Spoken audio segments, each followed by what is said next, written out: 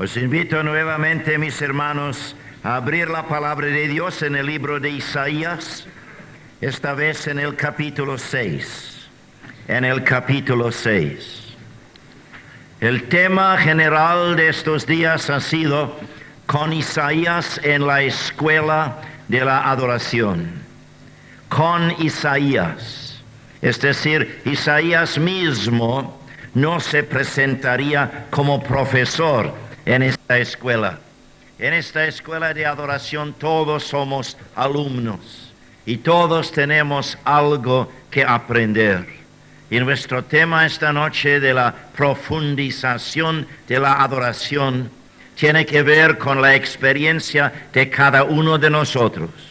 Algunos llevando años adorando al Señor, pero todavía nos sentimos entre los, en el parvulario, se puede decir, de la escuela de la adoración. Pero gracias a Dios vamos a tener toda una eternidad por delante para seguir aprendiendo lección tras lección sobre el deleite de adorar a nuestro Dios y para profundizarnos más y más. Pero somos llamados a profundizarnos en esta experiencia. En realidad es una ley de la vida cristiana. Si no te desarrollas espiritualmente como creyente, vas perdiendo siempre. Siempre tiene que haber un avance espiritual en tu vida. No puedes quedarte estancado, porque siempre esa clase de vida pierde mucho de la bendición de antes. Y es así con la vida de adoración. Tenemos que seguir profundizándonos en esto. Y ahora, para ayudarnos en esto, os invito a acompañarme mientras un servidor lee los primeros 8 versículos de Isaías capítulo 6. Cronológicamente habría sido mejor quizás entrar en este pasaje aún el viernes por la noche en la primera conferencia, pero cabe mucho mejor en nuestro tema de esta noche de la profundización. En el año, dice Isaías, en el año que murió el rey Usías, vi yo al Señor sentado sobre un trono alto y sublime, y sus faldas llenaban el templo. Por encima de él había serafines, cada uno tenía 6 alas. Con 2 cubrían sus rostros, con 2 cubrían sus pies, y con 2 volaban. Y el uno al otro daba voces diciendo: Santo, Santo, Santo. 3 veces santo, por supuesto. Una sugerencia de la Trinidad en el Antiguo Testamento. Santo, Santo, Santo, Jehová de los ejércitos. Toda la tierra está llena de su gloria. Y los quiciales de las puertas se estremecieron con la voz del que clamaba, y la casa se llenó de humo. Entonces dije: ay de mí, que soy muerto, porque siendo hombre inmundo de labios y habitando en medio de pueblo que tiene labios inmundos, han visto mis ojos al Rey, Jehová de los ejércitos. Y voló hacia mí uno de los serafines, teniendo en su mano un carbón encendido, tomado del altar con unas tenazas. Y tocando con él sobre mi boca, dijo: he aquí que esto tocó tus labios, y es quitada tu culpa, y limpio tu pecado. Después oí la voz del Señor que decía: ¿a quién enviaré? ¿Y quién irá por nosotros? Entonces respondí yo: heme aquí, envíame a mí. Gracias a Dios por un pasaje tan sumamente sublime de su palabra. La historia del joven Isaías es muy interesante. Tiene que ser joven aquí en esta época de su vida, porque está hablando de su llamamiento al ministerio profético y pasó tantos años después ministrando la palabra de Dios a su pueblo, que tiene que haber sido un joven aquí, quizás de 16 a lo más 17 años de edad. Y cuando dice en el año en que murió el rey Usías, esto no es un toque cronológico.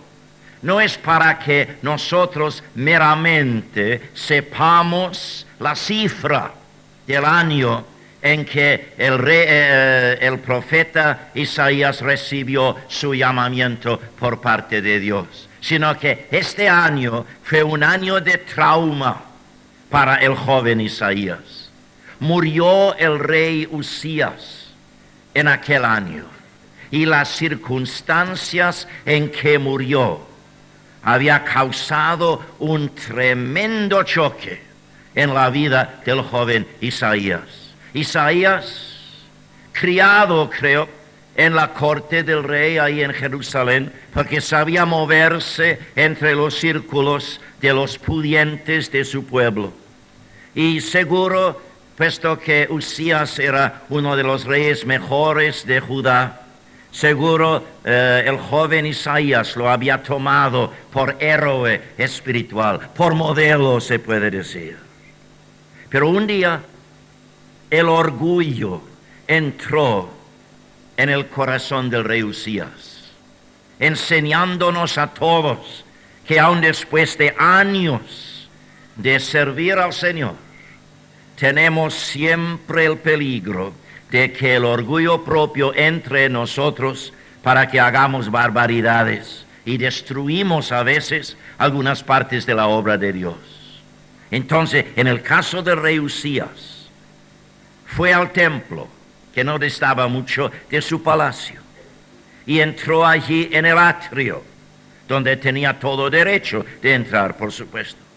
Pero luego insistió en coger incienso y entrar en el lugar santo para ofrecer incienso en el altar de oro. Ahora, no tenía ningún derecho de hacer esto. Esto fue, en aquellos días, en aquella dispensación, esto fue el derecho exclusivo de los sacerdotes.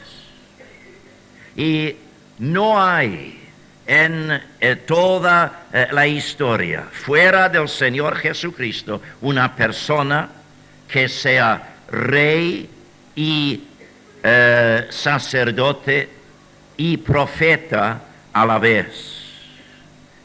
Había reyes, había profetas, había sacerdotes. Melquisedec es el modelo para el Señor Jesucristo, que es rey y sacerdote a la vez, y además profeta por ser el verbo de Dios. Pero el ministerio sacerdotal no le tocaba al rey Usías. Sin embargo, el orgullo le llevó, la soberbia que le había entrado, le llevó al lugar santo. Los sacerdotes, suplicándole que no entrara, llamaron al sumo sacerdote, y él tampoco pudo convencer al rey. Entonces entró el rey Usías en el lugar santo, y Dios, para proteger su propia gloria en términos de aquella dispensación, tuvo que tocar el cuerpo del rey Usías con una lepra, con la lepra. Entonces le llevaron a su palacio leproso, y allí murió. Y aquí el joven Isaías dice: fue en el año en que murió el rey Usías que sucedió algo en mi vida. Ya ves que esto no es meramente un toque cronológico. Esto sí es algo que surge del dolor del corazón de este joven. ¿Qué hizo el joven? No hizo como algunos jóvenes hacen aún en nuestros días. Es decir, los criados en familias cristianas, de niños, llegamos a creer que todo hermano es perfecto, que todo miembro de la asamblea es santo. Es de nombre, pero de experiencia y de condición quizás no. Pero el niño cree que el adulto no tiene imperfección. Pero es parte innata de la adolescencia notar las imperfecciones en los adultos, que hemos sido siempre imperfectos, solo que el niño no siempre lo ha notado.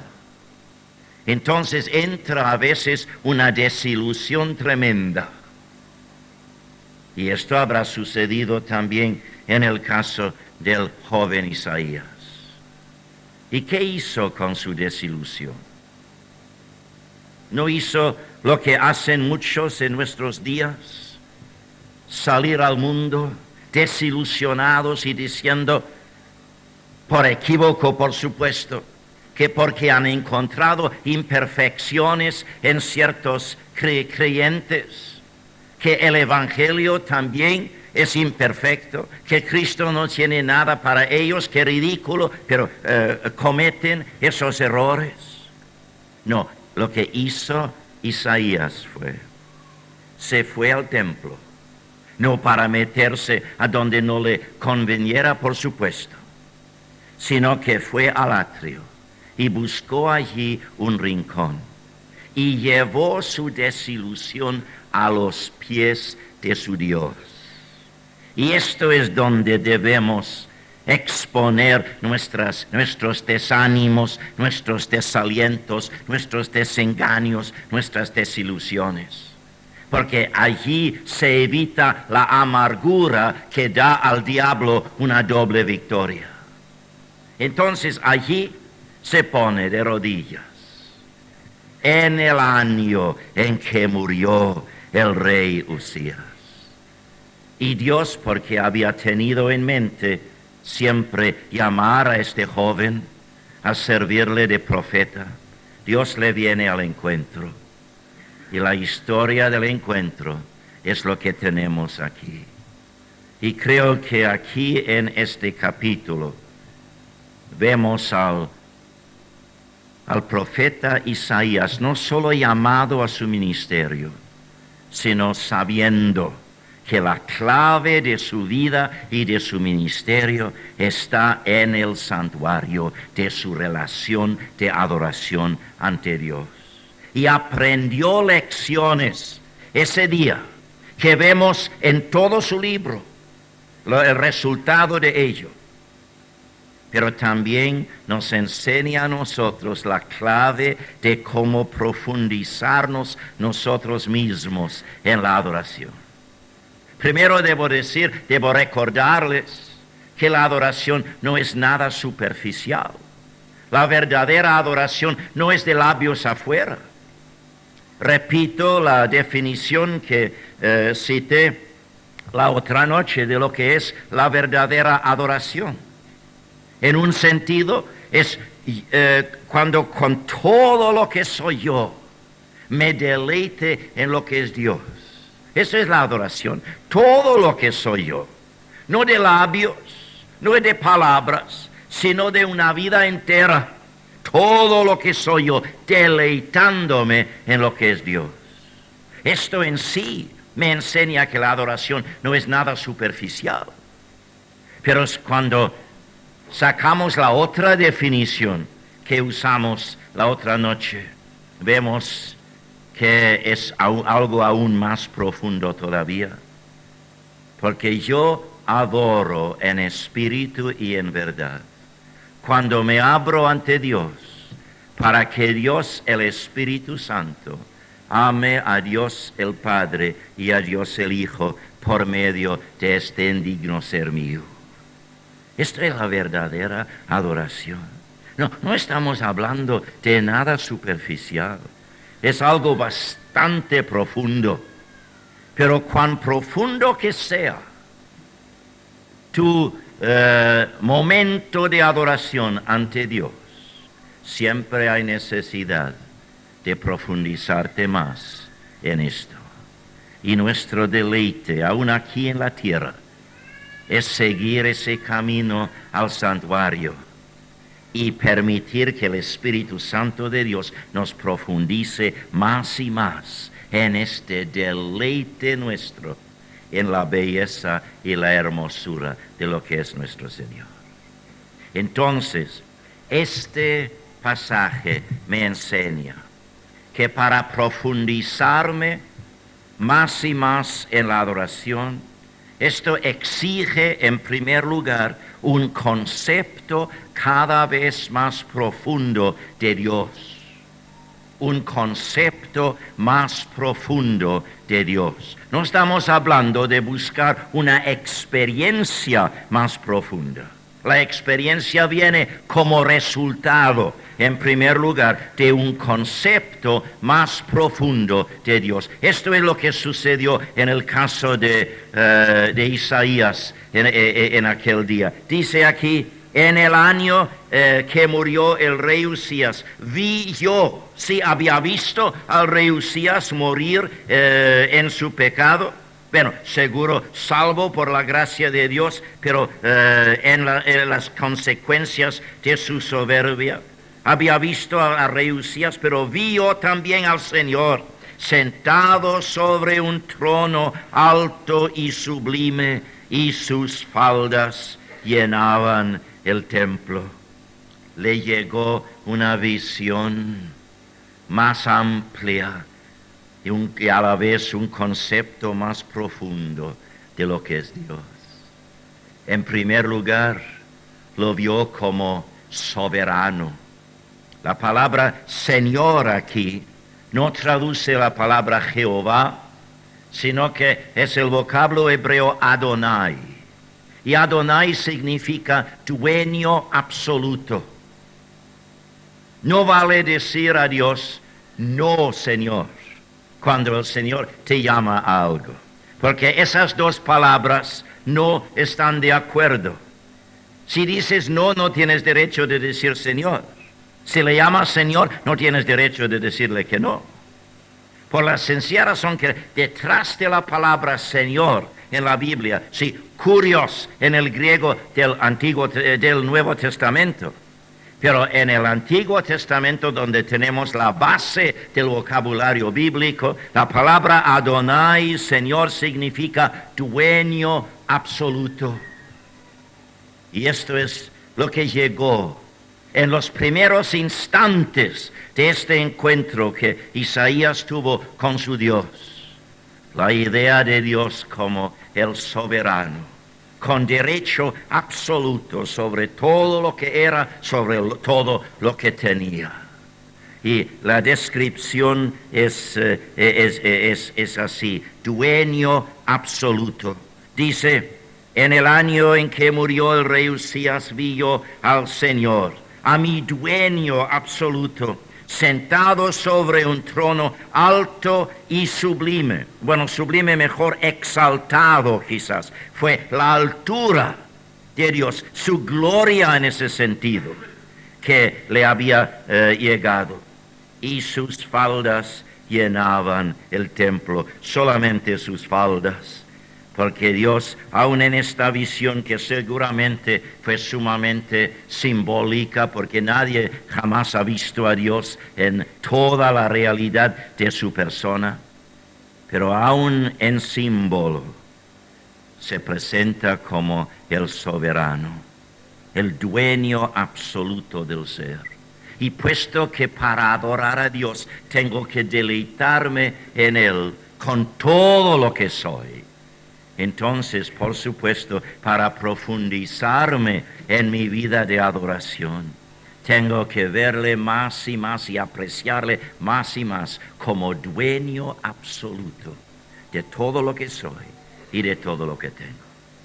Esto en primer lugar lo vio como soberano y luego le vio como sobrenatural, porque lo vio rodeado de seres celestiales. Por encima de él había serafines.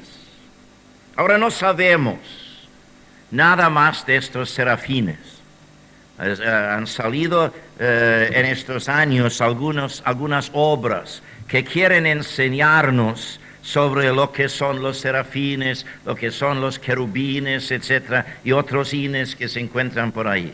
Y realmente esto todo es por añadidura a lo que dice la Biblia. Tenemos que limitarnos a lo que dice la Biblia. Solo sabemos que eran seres celestiales. La palabra seraf, porque eran serafes realmente, el vocablo en el castellano es un equívoco, porque serafín viene de serafim, que es el plural en el hebreo. Los serafes. La palabra saraf en hebreo viene de una raíz que significa ardiente, ardiendo. Entonces, no sabemos nada más, solo que acompañaban esta visión de la gloria de Dios que el joven Isaías recibió. Pero puesto que esta visión vino a Isaías, rodeada la visión de la presencia de estos seres celestiales, esto enseña que Dios es sobrenatural, que mora en la eternidad. Gloria a su nombre, mora también con el que está dispuesto a que el Espíritu Santo quebrante su corazón y quebrante su orgullo, pero mora en la eternidad. Es el Dios de la gloria. Es el Dios de toda la majestad y la magnificencia de su ser sobrenatural. Y esto me enseña, como enseñó al joven Isaías, la necesidad ahora de adoptar un nuevo punto de vista, ver todas las cosas del punto de la eternidad. ¿Sabes? Si tú hicieras una lista de las cosas que más te importan aquí en la vida terrenal y frente a cada uno te pusieras a pensar en la importancia de esas cosas a la luz de la eternidad, sería una sorpresa, porque lo que antes nos era importante ahora no lo es. Y es imposible adorar a Dios y mantener el sistema de valores que rige en el mundo incrédulo alrededor. Y al abrirnos al Dios que mora en la eternidad, al Dios sobrenatural, tenemos que permitir que esta visión de la eternidad, que transforme todo nuestro sistema de valores, como soberano, exige nuestra entrega total. Es el dueño absoluto de nuestro ser. Como el sobrenatural, exige un punto de vista nuestro, viendo todo del punto de vista del trono de Dios. Y esto para cambiar la importancia que damos a diferentes elementos de nuestra vida terrenal. Pero también no lo vio meramente como soberano y como sobrenatural, sino también como santo, como santo. Dice, y el uno al otro daba voces diciendo, Santo, Santo, Santo, Jehová de los ejércitos. En realidad, esto tuvo tanto impacto en el corazón de Isaías, que su título predilecto por Dios en todo su libro, y esta es una de las pruebas de que el libro de Isaías es una obra completa. Los hay que quieren decirnos que la primera parte ha sido escrito por un autor y la segunda parte por otro y la tercera parte por otro aún. Pero es una de las muchas pruebas de la integridad del libro de Isaías, que este título favorito, predilecto de Isaías por Dios es el Santo de Israel. El Santo de Israel. Vale notar cuántas veces se usa ese título en todo este libro. porque fue la santidad de Dios que le llamó la atención ese día. Frente a su soberanía, frente a su sobrenaturalidad, fue su santidad. En el capítulo 33 y el versículo 14, creo que tenemos eco aquí del efecto de esta visión en el joven Isaías. 33:14 dice: los pecadores se asombraron en Sión, espanto sobrecogió a los hipócritas. ¿Quién de nosotros morará con el fuego consumidor? ¿Quién de nosotros habitará con las llamas eternas? Tenemos derecho de acercarnos al Dios Todo Santo solamente revestidos de la justicia de Cristo. Y esto hecho posible, como vimos el viernes, por el precio pagado por el Señor Jesucristo en la cruz del Calvario por nosotros. Que no nos atrevamos a acercarnos al Santo Dios con demasiada familiaridad y sin hacer caso de que entramos en la presencia del Dios Todo Santo. Los ángeles se quedan con boca abierta, seguro, al vernos a nosotros, rebeldes, pecadores de la raza humana, salvos por pura gracia, que tenemos derecho de entrar tan cerca al trono de Dios. ¿Sabemos algo de los serafines? Más que el hecho de que su título significa ardor, que tenían 6 alas. Entonces, con 6 alas habrán podido volar con mucha fuerza. No usaban las 6 alas para volar. Con 2 alas cubrían los ojos. Con otras 2 cubrían los pies porque se encontraban en la presencia del Dios Todo Santo.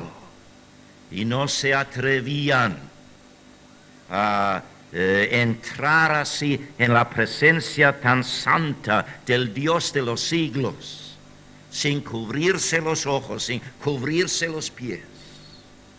Entonces, los serafes tienen una lección tremenda para nosotros, como la tuvieron para el joven Isaías. Una visión, un concepto más profundo de nuestro Dios va a profundizar nuestra adoración de este Dios. Al verle más claramente como soberano, al verle más claramente como el Dios de la eternidad, el Dios sobrenatural, por verle con más claridad como el Dios Todo Santo. Y nosotros tenemos el alto privilegio de entrar en su presencia y deleitarnos en él. Se digna de revelarse a nosotros en su belleza y en su hermosura, a pesar de lo que seamos nosotros y a pesar de lo que es él. Entonces, esto nos lleva al segundo punto aquí en este encuentro. Para la profundización de nuestra adoración hace falta un concepto cada vez más profundo de lo que es Dios, el soberano, sobrenatural, santo Dios. Y nuestra respuesta realista frente a esa visión. Pero en segundo lugar, hace falta un conocimiento más profundo de mí mismo. No solamente un concepto más profundo de Dios, sino un conocimiento más profundo de mí mismo. Porque por los ojos que ven a Dios, te ves también a ti mismo. Te ves también a ti mismo. Y ahora en el versículo 5 dice, entonces dije, ay de mí, que soy muerto, o mejor quizás destruido, deshecho, porque siendo hombre inmundo de labios y habitando en medio de pueblo que tiene labios inmundos, han visto mis ojos al Rey Jehová de los ejércitos. Es muy interesante notar los ayes en estos primeros capítulos de Isaías. Yo no sé si Isaías hubiera comenzado a profetizar en nombre de Dios aún antes de ser llamado. Es muy posible, muy posible. Es decir, viendo la necesidad del pueblo. Es muy posible que haya comenzado su ministerio sin recibir este llamamiento particular, solo impulsado por el Espíritu de Dios en forma general. Y en el capítulo 5 hay 6 ayes. Ay de estos, ay de los otros. No voy a buscarlos ahora, vosotros podéis leerlo después si queréis. Hay 6 ayes allí. Ay de ellos, ay de estos, ay de los otros. Entonces ahora con el realismo del llamamiento de Dios, Isaías llega al punto a decir donde debería de haber comenzado, ay de mí, dice, ay de mí. Somos tan dispuestos a criticar a otros, a ver las faltas en otros. Ay de ellos, ay de estos. Y muchas veces lo hacemos para no hacer caso del problema que llevamos nosotros. Proyectamos nuestro sentido de culpabilidad en otros. Y en vez de venir a exponernos ante el Santo Dios, que a pesar de lo que somos, nos llama a serle adoradores, en vez de entrar en ese alivio que es la paz de Dios que sobrepasa todo entendimiento, decimos, ay de ellos, ay de los otros. Entonces, aquí, ay de mí, dice el joven Isaías, ay de mí. Es imposible no tomar en serio el problema del pecado cuando entras en el santuario de tu adoración ante Dios. Porque hay que recordar que ahora ni el santuario ni el lugar santísimo te es prohibido, porque Cristo te ha abierto ese camino. Y cuando entras allí en el santuario de tu relación de adoración ante Dios, es imposible no tomar en serio el problema del pecado en tu vida. Ahora, hemos de saber que en la vida del creyente el pecado no es más ofensa contra la ley de Dios, porque Cristo ha satisfecho todas las demandas de la ley de Dios en nuestro lugar. Por eso no puedes perder tu salvación, porque no puedes amontonar culpabilidad ante Dios. Porque la culpabilidad de tu pecado queda anulado, cancelado por lo que Cristo hizo por ti en la cruz del Calvario. El pecado en el creyente no es más ofensa contra la ley de Dios. Es algo mucho más horroroso. Es ofensa contra el amor de Dios. Contra el amor de Dios. Y toda rebeldía de tu corazón contra tu Dios es un impedimento, un obstáculo a la relación de amor para la cual Cristo murió en la cruz del Calvario. Entonces, sabiendo esto, sabiendo que por la gracia de Dios tengo entrada en la presencia de Dios, en toda la santidad tremenda de su presencia, yo revestido por la justicia de aquel que llevó mi pecado en la cruz del Calvario. Oh Señor, si hay algo en mí, ahora que pueda impedir mi relación de amor contigo. Enséñamelo, Señor, y permite que esto se quite de mi vida. Yo sé que aquí en la tierra no voy a ser perfecto, pero Señor, quiero que mi sinceridad ante ti, la sinceridad con que te busco, que sea a lo menos adecuada para no estorbar la relación de amor. Y mi contribución a esa relación ha de ser la adoración. De esa forma profundizas tu vida de adoración. No por buscar una experiencia más profunda, sino por un conocimiento más profundo de Dios y por un conocimiento más profundo de ti mismo. Ay de mí, dice. Sí, pero el Señor nos enseña el pecado en nuestra vida, no para dejarnos aplastados ante sus pies. El diablo sí. Cuando el diablo viene con una convicción, viene no con nada particular, sino una convicción general para decirte cuán malo eres y nada más, para dejarte así desanimado, deprimido, desalentado por lo que eres tú. El Señor no lo hace así.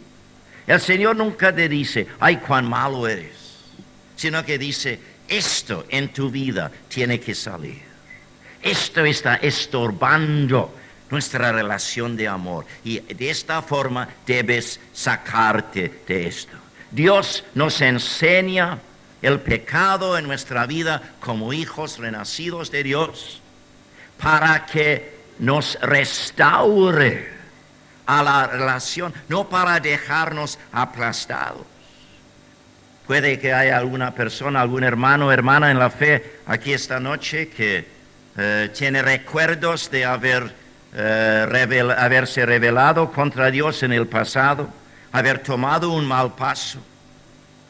Y permites que el diablo siempre te hace recordar esto, para quedarte fuera de toda la plenitud de la bendición del Evangelio de Cristo. Pero Dios es el Dios de la gracia. Puede en Cristo perdonarte y quiere perdonarte. Sí, por supuesto, habrá oportunidades perdidas que nunca van a volver a tu experiencia. Pero está para restaurarte. Entonces, este conocimiento que tenemos de nosotros mismos, mientras el Señor nos revela la profundidad de nuestra falta de mérito ante Dios, no es para dejarnos aplastados, es para restaurarnos. Y esto vemos aquí en los versículos 6 y 7, porque la profundización de la adoración depende de un concepto más profundo de Dios, de un conocimiento más profundo de ti mismo, pero también depende de un contacto más profundo con el Espíritu Santo. Los versículos 6 y 7, y voló hacia mí uno de los serafines, teniendo en su mano un carbón encendido, tomado del altar con unas tenazas, y tocando con él sobre mi boca dijo, he aquí que esto tocó tus labios, y es quitada tu culpa, y limpio tu pecado. Por supuesto que hay altar. No puede haber ninguna bendición por parte de Dios sin que nos llegue a base de la muerte del Cordero de Dios en la cruz del Calvario. Y todo altar en el Antiguo Testamento representa esto. Y esta transformación de su ser que llegó a Isaías en aquel momento es simbólicamente algo que viene de un altar. Del altar, seguramente el altar de bronce, allí a su lado, porque estaba allí arrodillado en el atrio del templo. Sí, viene del altar. ¿Y qué pasa? Bueno, dice aquí que ha tocado tus labios. Dice, tocando con él sobre mí. Es decir, tocando con el carbón encendido, tomado del altar con unas tenazas, tocando con él sobre mi boca, dijo, he aquí que esto tocó tus labios y es quitada tu culpa. O mejor, quizás más literalmente, es quitada tu iniquidad. Y la palabra iniquidad en el Antiguo Testamento proviene de una raíz que significa torcido. Esta es una parte de la obra del pecado en nosotros, nos tuerce, nos tergiversa.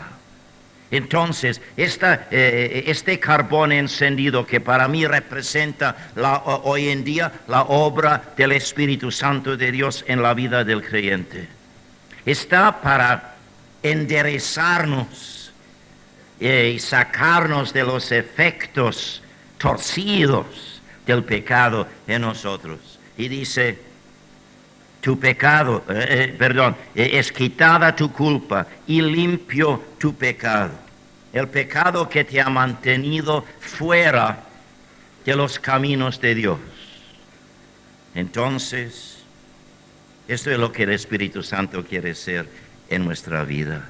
Y es necesario que lo permitamos para que nos profundicemos en nuestra relación de amor con el Señor. Quiere enderezarnos frente al efecto de la iniquidad en nuestra vida. Y quiere ponernos de nuevo en los caminos de Dios.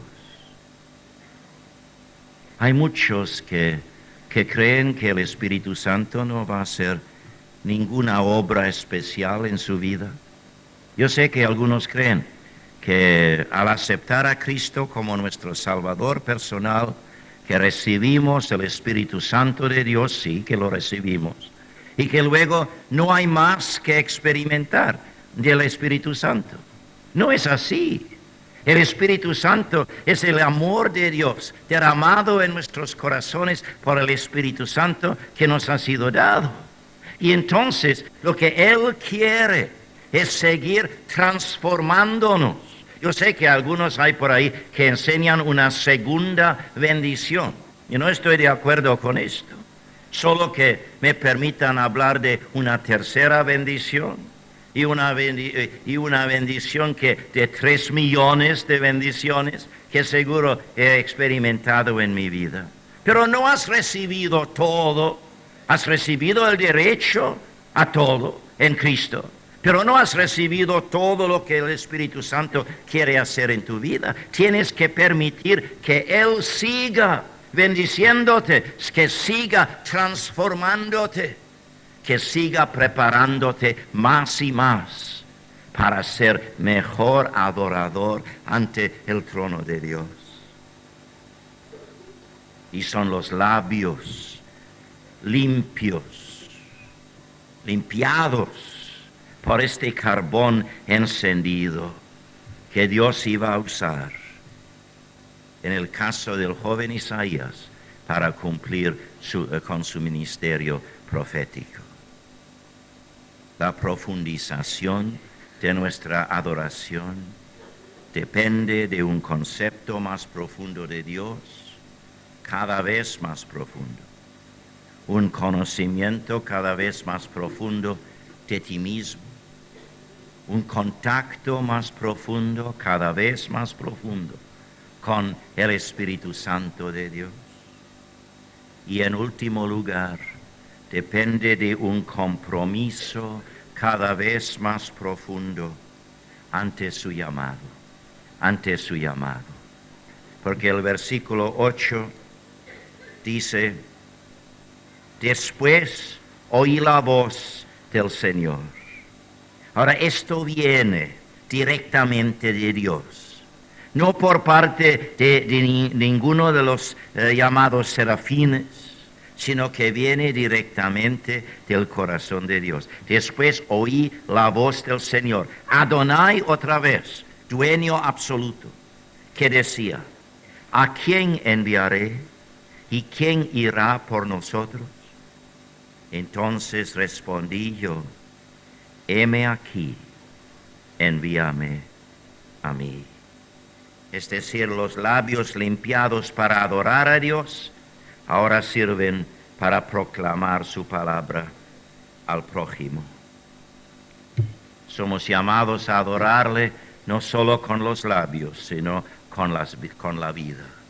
Los hay que culpan a veces a un servidor por escapista, por poner tanto énfasis en la adoración.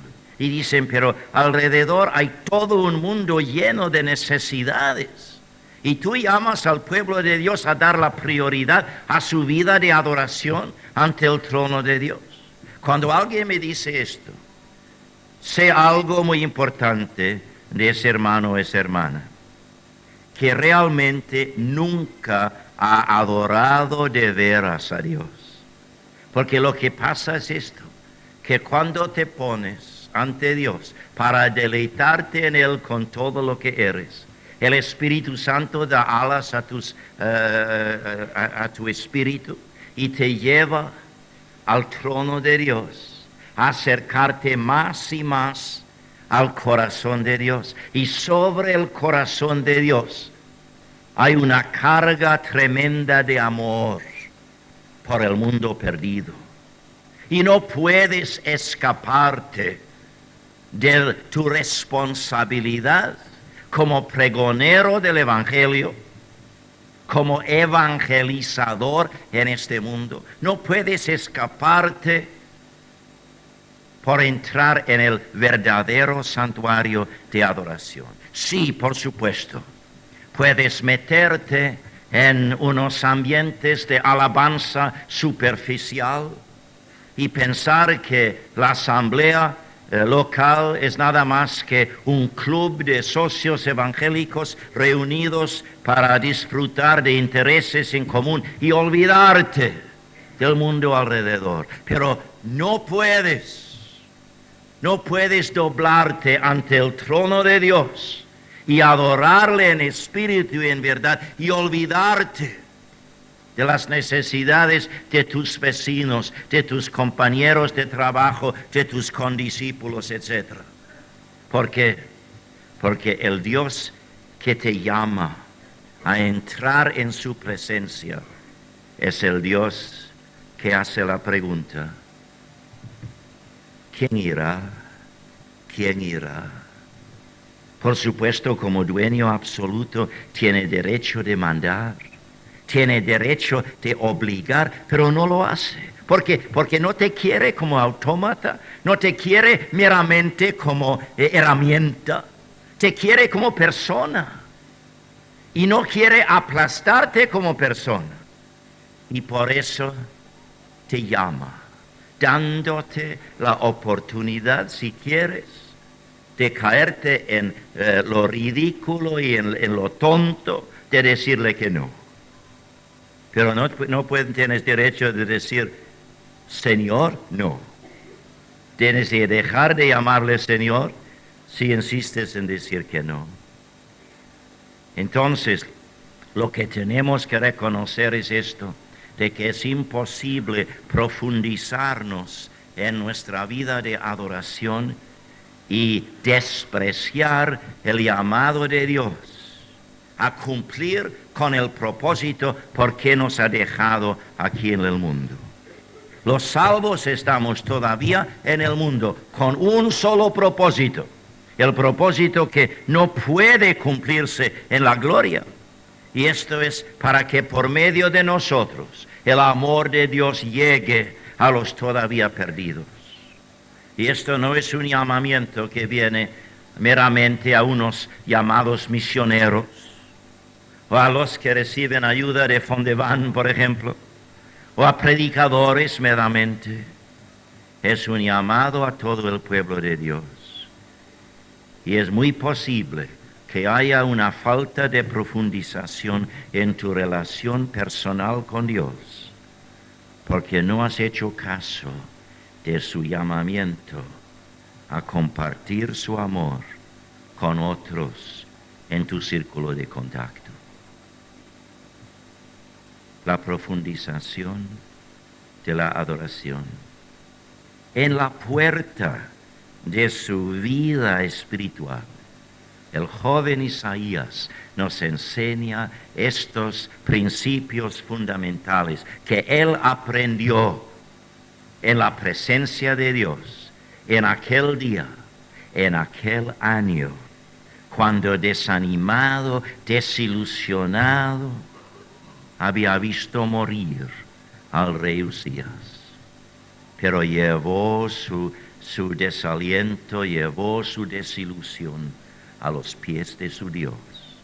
Y allí aprendió, si voy a profundizarme más en mi vida de adoración, para que aún mi ministerio profético, diría, tiene que emanar de esto, entonces tengo que vivir con un concepto cada vez más profundo de lo que es Dios, con un conocimiento más profundo de mí mismo, con un contacto cada vez más profundo con la obra del Espíritu de Dios en mi ser y con un compromiso cada vez más profundo ante su llamado.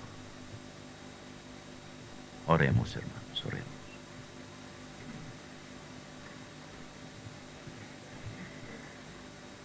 Nuestro Dios y nuestro Padre, tan alto y sublimemente exaltado eres tú.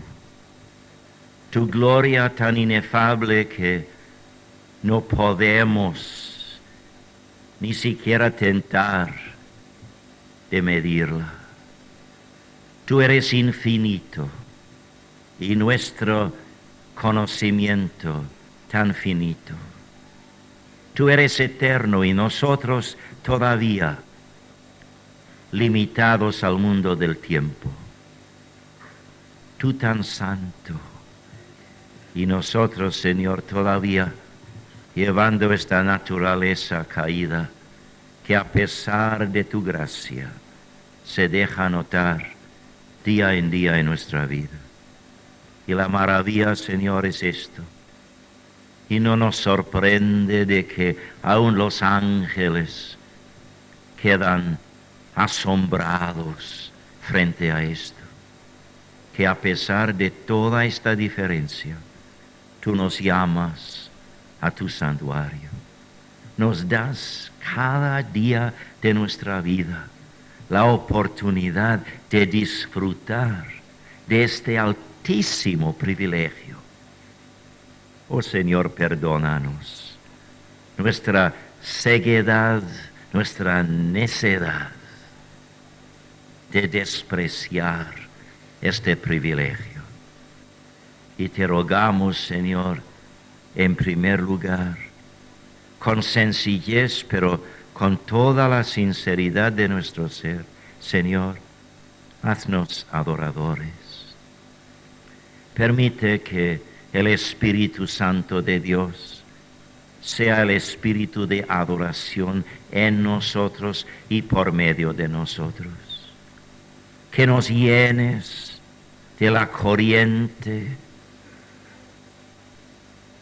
del Espíritu Santo y que esa corriente por medio de nosotros fluya en primer lugar hacia tu trono en adoración y en culto precioso. Padre, no sabemos por qué nos buscas para hacerte adoradores, porque no encontramos nada en nosotros que merezca tal privilegio. Pero, oh Señor, a la luz de tanta gracia, no queremos más despreciar la puerta abierta al lugar santísimo. Ayuda a cada uno de nosotros, Señor, en forma muy práctica, a arreglar el horario de cada día para que demos prioridad a esto, a un tiempo dedicado exclusivamente a entrar con acción de gracias por tu puerta, a llegar a tu atrio con alabanza, pasando por el altar de bronce, convencidos y meditando cada vez más profundamente en lo que el Calvario significa para nosotros. Pasando a la fuente donde tú quieres lavarnos más y más en esa corriente tan cristalmente limpia, esa corriente cristalina tuya, para que con realismo entremos a adorarte. Oh Padre, si ha habido en otras ocasiones la necesidad de pedirte que tú transformes todo esto de un mero montón de palabras para que sea tu palabra viva y eficaz, llegando al corazón de cada uno de nosotros, si ha habido antes tal necesidad, en este momento la necesidad es aún más urgente, porque Señor, no queremos salir de aquí esta noche hasta escuchar tu voz invitándonos al santuario diario. Y Señor, danos un concepto cada vez más profundo de lo que eres tú en la grandeza sublime de tu persona. Enséñanos más y más de lo que somos nosotros, para que apreciemos más la grandeza de tu gracia. Y Señor, ábrenos más y más a la obra del Espíritu Santo en nuestras vidas. Y Señor, queremos entregarnos ahora a ti, para que venga lo que venga, cueste lo que cueste, cada uno te digamos: heme aquí, envíame a mí. Todo esto, Padre, en el nombre, sobre todo nombre, el nombre del Señor de la mies, el Señor Jesucristo. Amén.